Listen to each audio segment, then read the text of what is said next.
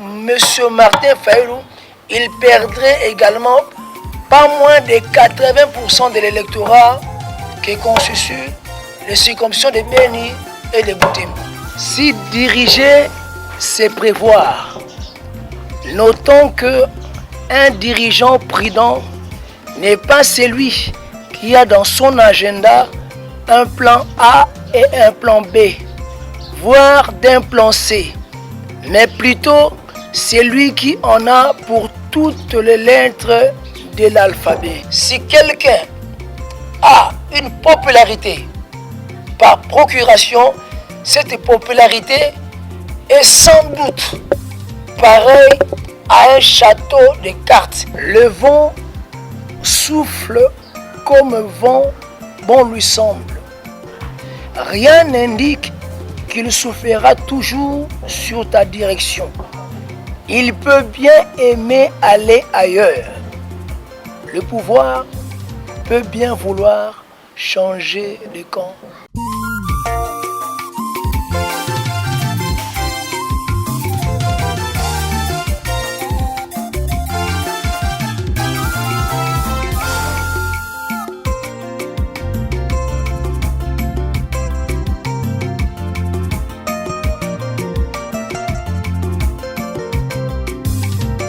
Bonjour chers téléspectateurs, fidèles à votre émission préférée, RHV, Réflexion à haute voix. À travers l'émission, nous menons des analyses, nous réfléchissons à haute voix, nous prenons l'audace, le risque de dire tout haut ce que beaucoup de gens disent tout bas. Le sujet de ce jour, c'est, nous allons parler un peu de la Mouka. La Mouka, c'est une plateforme qui était une plateforme électorale, mais présentement, ces ténors, ces cofondateurs, ils ont décidé de repenser, de restructurer, de réorganiser. Et ils ont converti la plateforme électorale à une plateforme purement politique.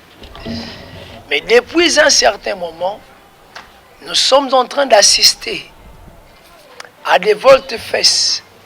Nous sommes en train d'assister à des divergences d'opinion, des points de vue.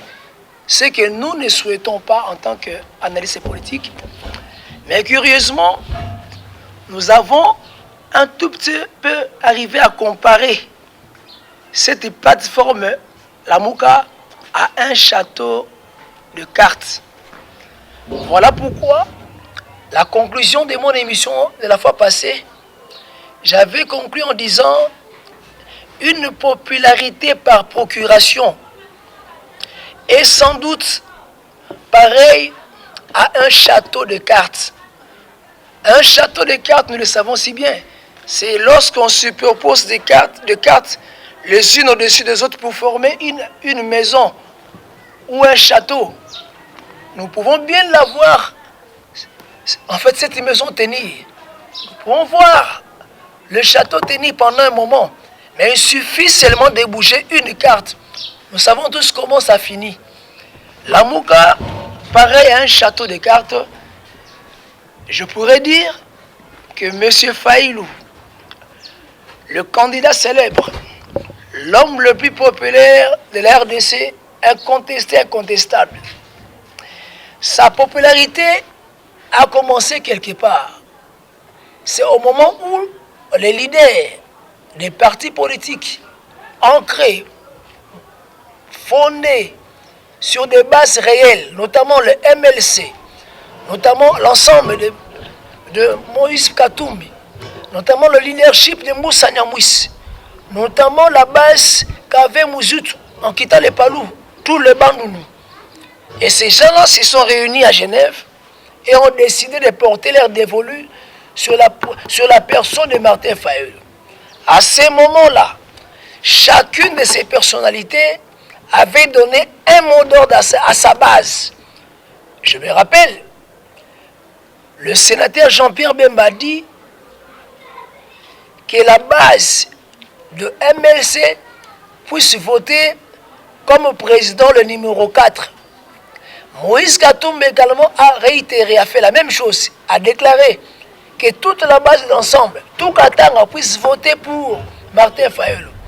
Moussa Nyamwisi Antipas a également envoyé des messages à Butembo, à Beni, pour que tout son peuple puisse élire le candidat numéro 4, Martin Fayulu, qui avait un parti SID, qui n'était pas ancré politiquement.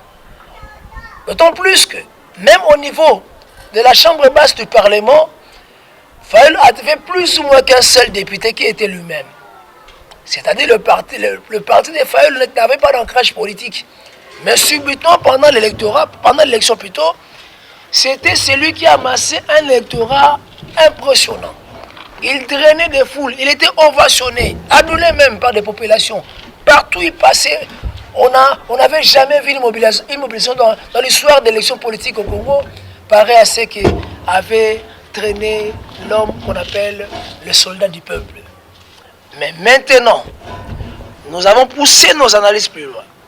Si Moussa Nyamwisi, lui qui est le leader influent de Beni et Butembo, c'est-à-dire le Kivu Nord, le Nord Kivu, si lui également, parce que d'après les points de vue, les avis, les déclarations des derniers moments, nous sentons que ce type, le papa Moussa Nyamwisi Antipas, lui, il ne partage plus la vision ni le combat de Fayulu. Alors on se demande, à part Moïse Katumbi, si également l'homme de Beni Butembo s'est quitté la Mouka, ou s'est séparé de Fayulu, je ne pense pas que l'électorat de Fayulu à Beni Butembo, la sympathie qu'il avait vis-à-vis de la population de Beni Butembo, pourra réellement être la même chose en 2023.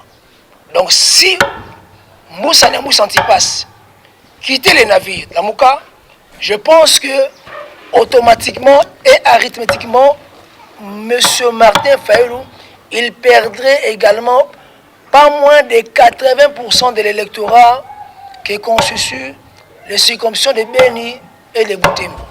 Déjà, nous aurons une grande partie de Katanga perdue. Nous aurons une grande partie de Beni, Butembo, sur le Nord Kivu perdu. Si nous allons encore plus loin, même s'il reste avec Jean-Pierre Bemba, nous sommes conscients que perdre les Katanga et le Nord Kivu pour Martin Fayulu, c'est un calcul, c'est un nombre impressionnant d'électeurs perdus. Surtout qu'il n'a pas une bonne partie des gens le soutenant dans le 2 Kasaï ou dans le 3 Kasaï. Manquant également les Katanga et le Nord Kivu, je ne pense pas qu'en 2023, le soldat du peuple accomplirait l'exploit qu'il vient d'accomplir en 2018. Si Jean-Pierre Bemba, par le coup du sort ou du destin, abandonnait Fayulu, là, à ce moment-là, il perdrait également l'électorat de plus de 80% de tout l'Équateur. Donc, perdre les Katanga, perdre le Nord Kivu, perdre l'Équateur, je me dis qu'est-ce qui va rester comme électorat à Martin Fayulu. Quand bien même il peut maintenir son aura à Kinshasa. Donc, je me dis, si quelqu'un a une popularité par procuration, cette popularité est sans doute pareille à un château de cartes. Il suffit qu'une seule carte, il suffit alors qu'une seule carte soit retirée, soit exfiltrée de l'ossature, de la structure, peu importe la grandeur, la hauteur, même de la structure, du château, il suffit qu'une seule carte soit exfiltrée pour voir tout l'édifice tomber en une seconde. Je pense que si aujourd'hui ou demain, Jean-Pierre Bemba, Moïse Katumbi, Moussa Nyamwisi Antipas s'est retiré de la Mouka, eh bien mes frères, je ne pense pas que la popularité de M. Fayulu d'aujourd'hui sera pareille à ce qui a été en 2018 lors des élections présidentielles. La leçon à retenir de notre numéro, l'émission d'aujourd'hui, il faut savoir retenir et n'oublier surtout pas que toute popularité par procuration est sans doute pareille à un château de cartes. Je vous remercie.